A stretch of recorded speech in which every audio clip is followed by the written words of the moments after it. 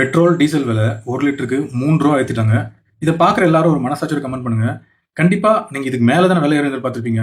நான் வந்து எலெக்ஷன் முன்னாடியே சொன்னேன். கண்டிப்பா ரேட் ஏத்துவாங்க. எலெக்ஷன் முடிஞ்சதுக்கப்புறம் சொல்லி அதே மாரி ஏத்திட்டாங்க. பட் இதுல என்ன விஷயம்னா, நெறைய பேர் வந்து போராட்டம் பண்றாங்க. கவர்மெண்ட்டோட சரியான கவர்னன்ஸ் இல்லாம தான் வந்து ரேட்லாம் ஏறி போச்சு. மோடி தான் காரணம். நான் எந்த கட்சிக்கு சாதகமா பேச விரும்பல. பட் நான் 2 வீடியோ ப்ளே பண்றேன். இந்த வீடியோ பாருங்க. நம்ம வந்து பெருசா வியந்து பார்க்கறது நானு, இந்த குட்டி நாடான சிங்கப்பூர் இவ்வளோ வளர்ந்துருக்குன்னு சொல்றேன்ல, அந்த சிங்கப்பூரோட பிரைம் மினிஸ்டர் இன்னைக்கு காலைல பேசுறது. இங்க பாருங்க.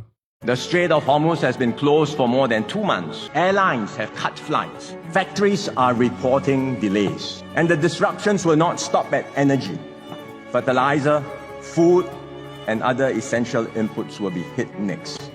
Even when the strait reopens, it will not be an immediate return to normal. இன்னைக்கே இந்த ஹார்மஸ் நீரினை திறந்தாலுமே இந்த கிரைசிஸ் சிச்சுவேஷன் மாறுறதுக்கு இன்னும் மாதங்கள் ஆகும்னு சொல்றாரு. இப்ப நடக்கிற விஷயம் ஒரு உலகளாவிய கிரைசிஸ் எல்லாருக்குமே தெரியும். நீங்க சாமானிய மக்கள்கிட்ட கேட்டாலுமே கிட்ட 2 மாசமா போர் நடக்குது, பெட்ரோல் டீசல் கேஸ் எல்லாம் வரல, இதனால வந்து இருப்பு கம்மியா இருக்கு, அப்ப வேலை ஆட்டோமேட்டிக்கா ஏறும்னு சொல்லி சாதாரண மனுஷன் சொல்லுவோம். மக்கள் வேலை ஏற்றதுனால கஷ்டப்படுறாங்க. அந்த கஷ்டத்தை எதிர்கட்சிகள் சாதகமாக்க ட்ரை பண்றீங்க. இது எவ்வளவு ஒரு கேவலமான விஷயம். நீங்க கவர்மெண்ட்டுக்கு சப்போர்ட் பண்ணலாம் பரவாயில்ல, அட்லீஸ்ட் ஒரு கொஞ்சமாவது தேசப்பட்டு இருக்கணும். இதுல இருந்து எப்படி மீண்டு வரலாம், இல்ல மக்களுக்கு எப்படி சப்போர்ட் பண்ணலாம் பேசணும். விலை குறைங்க குறைச்சிட்டு என்ன விற்பீங்க? பெட்ரோல் இருக்க விற்கிறது. இப்போ டெய்லி ஒரு ரெகுலர் யூஸ் பண்றீங்க பெட்ரோல். இப்போ வேலை அப்புறம் சைக்கலாஜிக்கலா திங்க் பண்ணுவீங்க, ஐயோ ரேட் ஏறிச்சு, இந்த விஷயத்துக்கு நான் இன்னைக்கு வண்டி யூஸ் பண்ணுமா போகணுமா?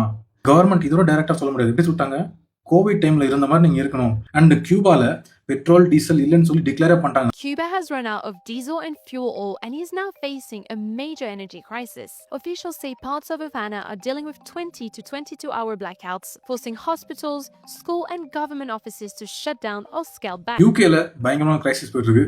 பயங்கரமான வல்லரசு நாடான அமெரிக்கா, அங்கேயுமே பெட்ரோல் டீசல் எல்லாம் ஏறி போச்சு. இது உலகளாவிய ஒரு கிரைசிஸ். நம்ம அதை அப்படிதான் அதை ஹேண்டில் பண்ணணும். கார் பூலிங் ட்ரை பண்ணுங்க.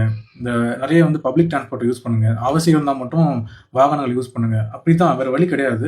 இதை கடந்து போய் தான் ஆகணும். இது வந்து ஒன்ஸ் இன் லைஃப் டைம் நடக்கிறது. கொரோனாவும் அப்படிதான் வந்துச்சு, இதுவும் கிட்டத்தட்ட அப்படிதான் வச்சுக்கோங்க. நம்ம ஒரு பெரிய எக்கனாமிக்கல் இம்பேலன்ஸை நோக்கி போயிட்டு இருக்கோம்.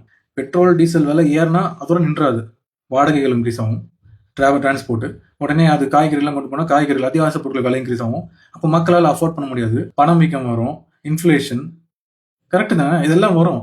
So first accept the fact that we are going through something. இது வரைக்கும் பார்க்காத ஒரு விஷயத்தை நம்ம பார்த்துட்டு இருக்கோம். இதை கடந்து போய் தான் ஆகணும்.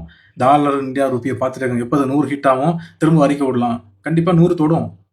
நான் அடிச்சு சொல்கிறேன். என்ன இப்போ நான் மேலே இருக்குமா, ஜூன்லேயே 100 போயிடும். அதுக்கு ஒரு அறிக்கை விடும் எதிர்கட்சி. Come on guys, grow up. மக்களே ஒன்றா இருப்போம், இது கடந்து போகும். Take care guys. இந்த வீடியோ பிடிச்சினா ஒரு லைக், ஒரு ஃபாலோ கொடுங்க. நிறைய பேசுவோம். Love you all. பாய்.